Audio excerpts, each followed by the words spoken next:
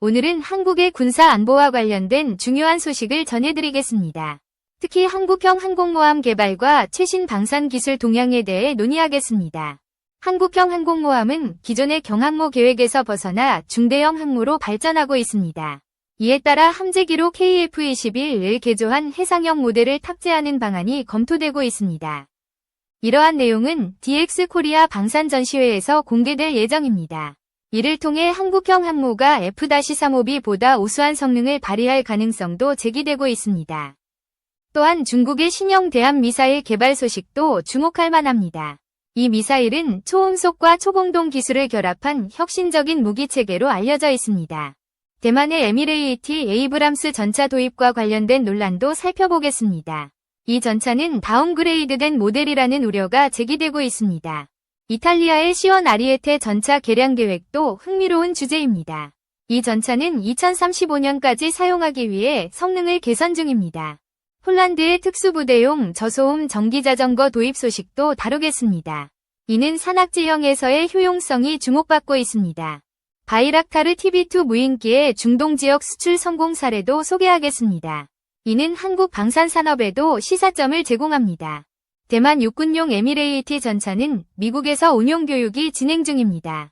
하지만 이 전차는 M1A2V3가 아닌 구형 V2 모델로 확인되었습니다. 대만은 이로 인해 미국에 사기를 당했다는 비판을 제기하고 있습니다. V2 모델은 전자장비와 장갑 재질이 구형입니다. 방어력과 관통력이 V3에 비해 떨어집니다.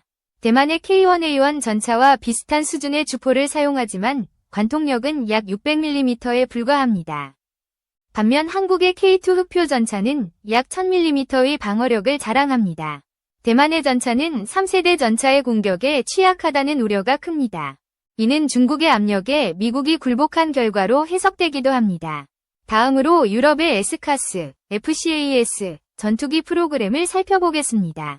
독일과 프랑스가 주도하는 이 프로젝트는 6세대 전투기 개발을 목표로 합니다. 하지만 양국 간 주도권 다툼으로 프로젝트가 지연되고 있습니다. 프랑스 고위 관계자는 2050년까지 도 완성되지 않을 가능성을 언급했습니다. 이에 따라 프랑스는 플랜 B를 준비하라는 요구를 내놓았습니다. 독일은 F-35 도입을 검토하며 프로젝트에서 발을 빼려는 움직임을 보입니다.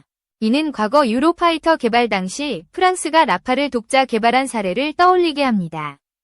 폴란드의 특수부대는 저소음 전기자전거를 새로운 이동수단으로 도입합니다.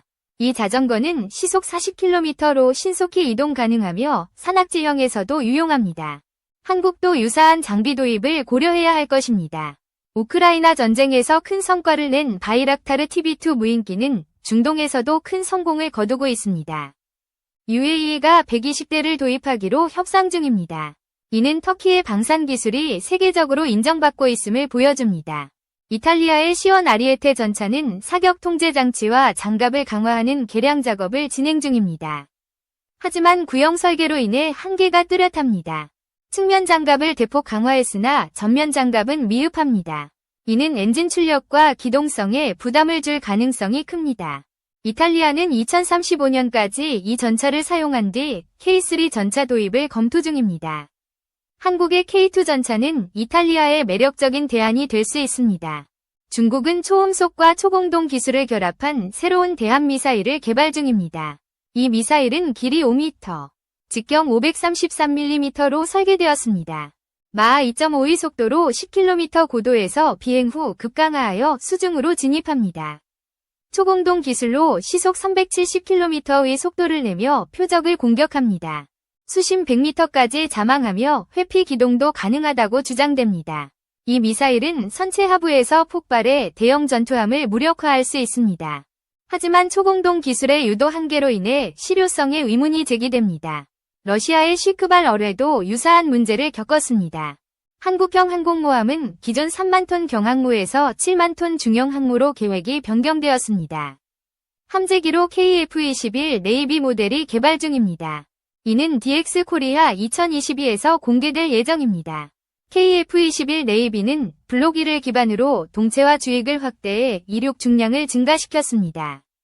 기체 가격은 약 1,500억 원으로 F-35B와 비슷하지만 전투 능력은 더 우수하다고 평가됩니다. 항모는 사출기와 강제 착함 장치를 갖춘 정규 항모로 설계됩니다. 이는 스키 점프대 방식보다 효율적입니다. KF-21 네이비는 유무인 복합 시스템으로 개발될 가능성이 높습니다. 이는 북한의 핵 및 미사일 기지 공격에 적합합니다. F-35B는 벙커버스터 탑재가 어려운 반면 KF-21 네이비는 무인기를 지휘하며 작전을 수행할 수 있습니다. KF-21은 스텔스기가 아니므로 적의 방공망 깊숙이 침투하기는 어렵습니다. 하지만 유무인 복합 시스템으로 이를 보완할 수 있습니다. 무인기를 대형화의 벙커버스터를 탑재하면 북한의 핵심 시설을 타격할 수 있습니다. 이는 한국형 항모의 전략적 가치를 높이는 방안입니다. 항모의 만재 배수량은 최대 7만 톤으로 확대될 전망입니다. 이는 조기경보기를 탑재해 작전 효율성을 높이기 위함입니다. 조기경보기가 없으면 전투기들은 적의 레이더에 쉽게 노출됩니다. 한국형 항모는 사출기와 조기경보기를 통해 진정한 전략무기로 거듭날 것입니다. KF-21 네이비의 개발은 한국 방산산업의 기술력을 보여줍니다. 이는 F-35B보다 비용 효율적이며 작전 반경도 넓습니다. 유무인 복합 시스템은 미래 전쟁의 핵심 트렌드입니다. 한국은 이를 선도적으로 도입해야 합니다. 중국의 초공동 대함미사일은 기술적으로 혁신적이지만 실용성에 의문이 있습니다. 초공동 기술은 유도와 회피가 어렵기 때문입니다. 러시아의 쉬크발 어뢰도 이로 인해 대량 운용되지 않았습니다. 중국의 주장은 과장된 측면이 있을 가능성이 큽니다. 한국은 이러한 기술적 한계를 분석해 대응책을 마련해야 합니다. 이를 통해 해상 방위력을 강화할 수 있습니다. 폴란드의 전기자전거 도입은 한국 특수부대에도 시사점을 줍니다. 산악지형에서의 기동성을 높일 수 있는 장비입니다. 바이락타르 TB2의 성공은 저비용 고효율 무기의 중요성을 보여줍니다. 한국도 유사한 무인기 개발에 투자해야 합니다. 이탈리아의 아리에테 전차 개량은 한계가 뚜렷합니다. 한국의 K2 또는 K3 전차가 대안으로 주목받고 있습니다. 한국형 항모의 성공은 해군력 강화뿐 아니라 국가 안보 전체에 기여할 것입니다. 이를 위해 정부와 산업계의 협력이 필수적입니다. KF-21 네이비와 항모 개발은 한국 방산의 글로벌 경쟁력을 높이는 계기가 될 것입니다. 지속적인 연구와 투자가 필요합니다.